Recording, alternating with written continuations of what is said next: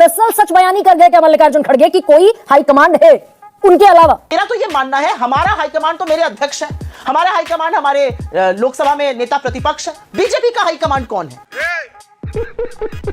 नहीं, मल्लिकार्जुन खड़गे आपके हाईकमांड है। एक मिनट, मल्लिकार्जुन खड़गे आपके हाईकमांड है, उसके बाद आप सवाल पूछिएगा। हाँ कहिए ना, कहिए। पहले मैं बोल लूंगी अपनी बात, फिर आप बोल।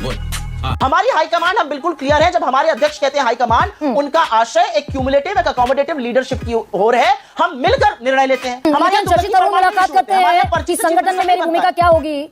आपके जो वेटरन पॉलिटिकल लीडर है शशि थरूर, वो संगठन में अपनी भूमिका को लेकर असमंजस में जब मुलाकात करते हैं तो राहुल गांधी से मुलाकात करते हैं।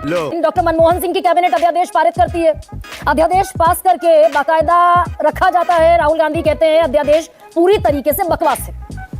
उस अध्यादेश को बाकायदा रिवोक कर लिया जाता है कैबिनेट की तरफ से। किसी और की हिम्मत है भाई? 99 सांसद अभी हैं कांग्रेस पार्टी के। उस समय थोड़ा सा आप हो सकता है मुझसे थोड़ी निराश हो भाई। बाकायदा मोन्टेक सिंह अहलूवालिया जो उस समय प्लानिंग कमीशन के उपाध्यक्ष हुआ करते थे, उन्होंने कहा अपने इंटरव्यू में कि डॉक्टर मनमोहन सिंह इतने नाराज हुए, इतने इमोशनल हुए डॉक्टर मनमोहन सिंह कि वो इस्तीफा देने को तैयार थे। सबके सब चोर हैं साले। नमस्कार दोस्तों, चैनल पर आप सभी का एक बार फिर से स्वागत है। दोस्तों आज की डिबेट वीडियो होने वाली है कांग्रेसी दरबारी पत्रकार और कांग्रेस प्रवक्ता सुप्रिया सुनेत के बीच में। दरअसल डिबेट के अंदर मैडम से ये पूछा गया कि तुम्हारी पार्टी में हाईकमान कौन है, और मैडम बार बार इस सवाल से घूम कर भाग कर बीजेपी पर आती रही। लेकिन एंकर ने भी आज की डिबेट में बिल्कुल नहीं बख्शा और एंकर भी घुमाकर वापस से उसी सवाल पर लाती रही। डिबेट वीडियो बहुत ही दिलचस्प होने वाली है। आपसे रिक्वेस्ट है वीडियो को एक लाइक जरूर कर दें, और यहाँ अगर आप चैनल पर नए आए तो चैनल को सब्सक्राइब कर दें, बेल के आइकन को ऑल पे सेट जरूर कर लें ताकि लेटेस्ट वीडियो आपको मिलती रहे। पहले चलते हैं, देखते हैं डिबेट में क्या कुछ हुआ।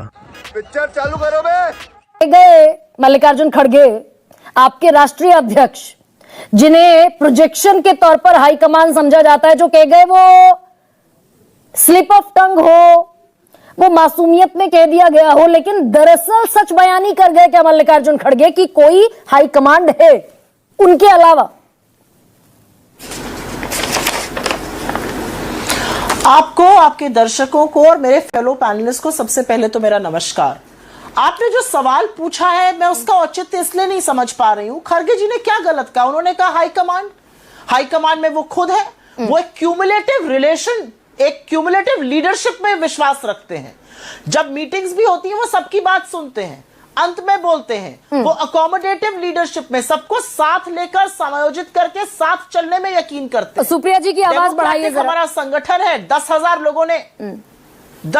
लोगों ने उनको चुना है। कोई पर्ची पर लिखकर वो हमारे अध्यक्ष बने नहीं है। तो जब वो कहते हैं तो ये उनका बड़प्पन दिखाता है कि वो एक क्यूमुलेटिव लीडरशिप, एक अकोमोडेटिव लीडरशिप, समायोजित लीडरशिप, सबको साथ लेकर चलने में यकीन करते हैं। उन्होंने सही कहा कि इसका डिसीजन हाईकमांड लेगा। पार्टी की एक बॉडी होती है, सीडब्ल्यूसी एक हाईएस्ट डिसीजन मेकिंग बॉडी है, उसमें तमाम लोग हैं, वो लोग डिसीजन लेंगे। खड़गे जी सबसे बातचीत करके डिसीजन लेंगे। और मेरा तो ये मानना है हमारा हाईकमांड तो मेरे अध्यक्ष है, हमारा हाईकमांड हमारे लोकसभा में नेता प्रतिपक्ष है। बीजेपी का हाईकमांड कौन है मैं ये जानना चाहती हूं। यहां पर बीजेपी के प्रवक्ता है, बीजेपी के कार्डर से जाके पूछ लीजिए उनका अध्यक्ष कौन है। पंत प्रधान भी नरेंद्र मोदी है, अध्यक्ष भी नरेंद्र मोदी है, शायद पंचायत का सचिव भी नरेंद्र मोदी है। आप उनसे पूछिए। जेपी नड्डा जी का रात को 8 बजे एक फर्रा लिख के आ जाता है कि ये अध्यक्ष रहेंगे। किस इकाई ने उनको वोट दिया है? किस लोकतंत्र की वो बात करते हैं? असल में दिक्कत की समस्या इनकी ये है कि खड़गे जी हमारे चुने हुए अध्यक्ष ही नहीं है, वो बिल्कुल रिजन थ्रू द रैंक्स है। छोटे से पद से, ब्लॉक प्रेसिडेंट से वो आज कांग्रेस के अध्यक्ष बने। 55 साल का उनका निर्वाचित होने का अनुभव है। और मैं यही बात कहकर अपनी बात कह रही है मल्लिकार्जुन खड़गे आपके हाईकमांड है। एक मिनट, मल्लिकार्जुन खड़गे आपके हाईकमांड है, ऐसा आप कह रही हैं। उसके बाद आप सवाल पूछिएगा। हाँ कहिए ना, कहिए। पहले मैं बोल लूंगी अपनी बात, फिर आप सवाल पूछिएगा। खड़गे जी निर्वाचित हैं, हमारे 10,000 लोगों ने चुना है। और इसके अलावा खड़गे जी का अपना निर्वाचित होने का जो एक्सपीरियंस है वो करीब 6 दशकों का है। आधे बीजेपी वालों की उम्र नहीं होगी ये। और जब खड़गे जी ये बात कहते हैं तो वो एज अ कांग्रेस सोल्जर कह रहे हैं। वो रिजन थ्रू द रैंक्स है, ब्लॉक प्रेसिडेंट से पार्टी के अध्यक्ष बने हैं। इन लोगों की तरह नहीं तुगलकी फरमान से हमारी पार्टी चलती है। बीजेपी बताए इनकी हाईकमांड कौन है? इनकी हाईकमांड नरेंद्र मोदी जी है या नड्डा जी है या आरएसएस है या अडानी जी है? कौन है इनकी हाईकमांड? हमारी हाईकमांड हम बिल्कुल क्लियर है। जब हमारे अध्यक्ष कहते हैं हाईकमांड, उनका आशय एक क्यूमुलेटिव एक अकोमोडेटिव लीडरशिप की ओर है। हम मिलकर निर्णय लेते हैं। हमारे यहाँ लेकिन शशि तुगलकी थरूर फरमान नहीं मुलाकात शुरू होते, करते हमारे यहाँ हैं पर्ची कि से चीफ संगठन में मिनिस्टर मेरी नहीं भूमिका बनता है। क्या होगी। आपके जो वेटरन पॉलिटिकल लीडर है शशि थरूर, वो संगठन में अपनी भूमिका को लेकर असमंजस में जब मुलाकात करते हैं तो राहुल गांधी से मुलाकात करते हैं, पूछते हैं कि भाई राहुल गांधी बता दें मेरी संगठन में भूमिका क्या होगी। खड़गे की जगह मुलाकात होती है राहुल गांधी से। नहीं, तमाम ऐसे लोग हैं जो खड़गे जी से भी मिलते हैं, राहुल जी से भी मिलते हैं। राहुल गांधी नेता प्रतिपक्ष है, शशि थरूर जी लोकसभा के एमपी हैं, तो वो क्यों नहीं मिल सकते उनसे। तमाम ऐसे लोग हैं जो सिर्फ खड़गे जी से मिलते हैं, वो नहीं मिलते हैं राहुल जी से।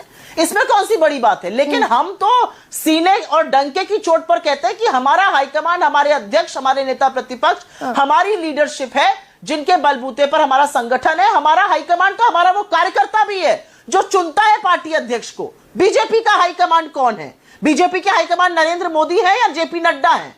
मैं तो पूरे डंके की चोट पे कहती हूँ मेरा हाईकमांड मेरे अध्यक्ष हैं। बीजेपी के हाईकमांड कौन है? नहीं आएंगे का बीजेपी पर हाईकमांड सुप्रिया जी, आउटसोर्स मैं है एकदम आरएसएस आऊंगी को बीजेपी या पर अडानी भी। जी को। निश्चिंत रहिए, लेकिन डॉक्टर मनमोहन सिंह की कैबिनेट अध्यादेश पारित करती है।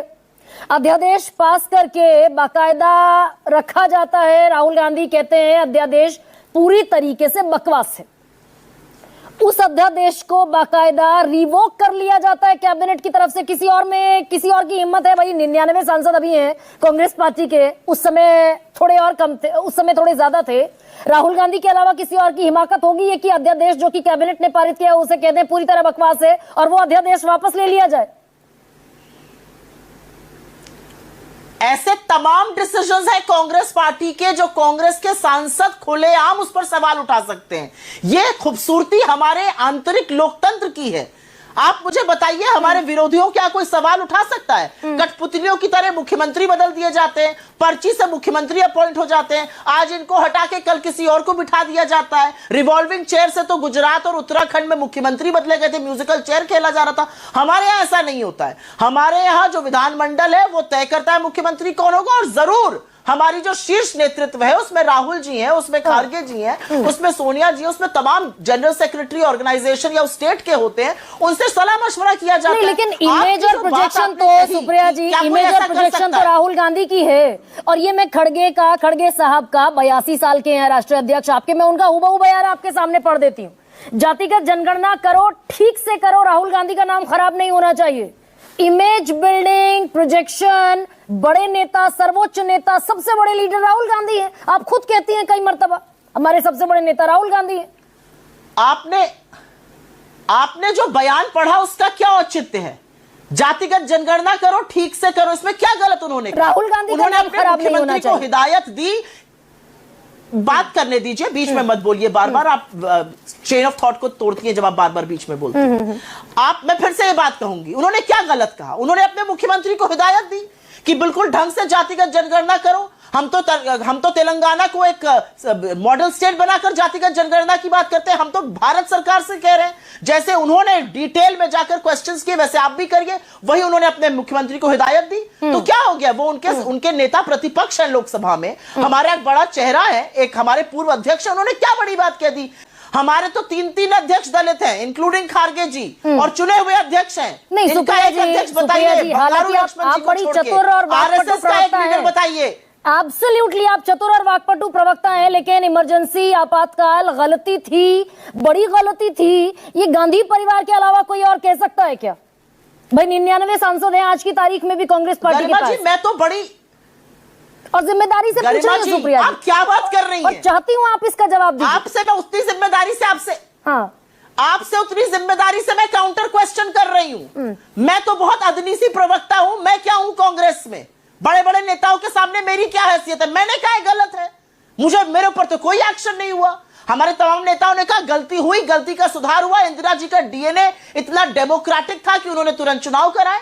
वो कोई नॉन बायोलॉजिकल पीएम तो थी नहीं, तो उनसे गलती हुई, उन्होंने माना, उन्होंने तुरंत चुनाव कराए। और 3 साल बाद ही जनता ने उनकी क्या जबरदस्त ताजपोशी करी, क्योंकि जनता का उनमें यकीन था। तो ये मैं कह रही हूं, आप किसकी और बात करिएगा? प्रत्यक्षम किम प्रमाणम, आप मुझसे पूछिए ये बात। तमाम ऐसे लोग हैं, खुद खड़गे जी तमाम ऐसे मुद्दे उठाते हैं जिस पर हम आम सहमति पार्टी में बनाते हैं। हमारा नहीं, अगर आपसे बात सुप्रिया जी, एक सेकंड, आप थोड़ा सा, आप हो सकता है मुझसे थोड़ी निराश हो, लेकिन मेरे जहन में ये सवाल अटक गया। बिल्कुल नहीं भाई, बाकायदा मोन्टेक सिंह अहलूवालिया जो उस समय प्लानिंग कमीशन के उपाध्यक्ष हुआ करते थे, उन्होंने कहा अपने इंटरव्यू में कि वो डॉक्टर मनमोहन सिंह इतने नाराज हुए, इतने इमोशनल हुए डॉक्टर मनमोहन सिंह, कि वो इस्तीफा देने को तैयार थे, जिस समय अध्यादेश को बकवास बताया राहुल गांधी ने। तो कैबिनेट को खारिज किया, प्रधानमंत्री को खारिज किया, सरकार के फैसले को खारिज कर दिया।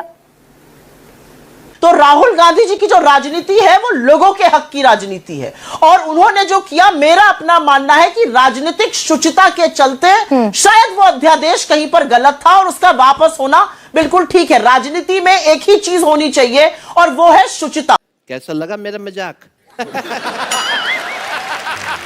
दोस्तों उम्मीद है अगर आपने डिबेट वीडियो पूरी देखी तो वीडियो आपको अच्छी तो लगी होगी, मज़ा ज़रूर आया होगा। जो भी इसके बारे में कहना चाहते हैं कमेंट ज़रूर करें। फिर मिलते हैं एक और वीडियो के साथ, तब तक के लिए जय हिंद, वंदे मातरम।